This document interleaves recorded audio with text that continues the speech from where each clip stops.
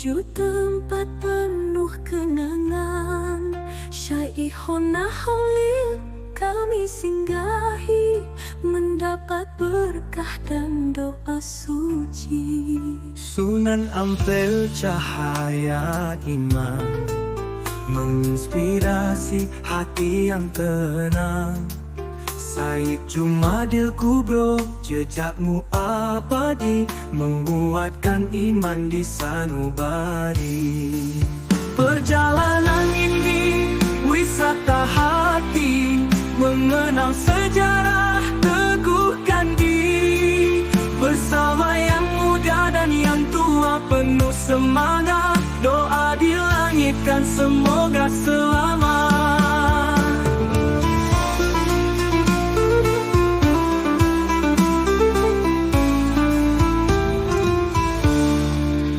Said Sulaiman kami bersujud, mengenang perjuangan yang teguh.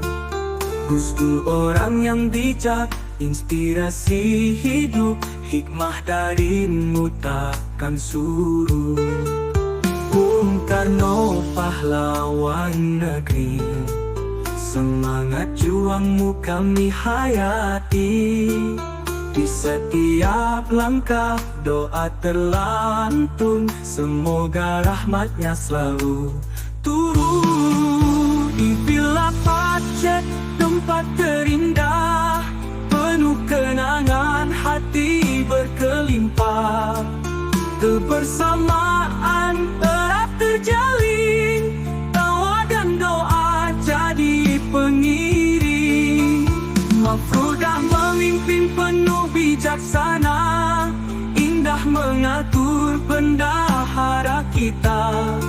Uswah dan Rufah tangkap momen cerita, Horku fil Faiza siaga konsumsi jamaah.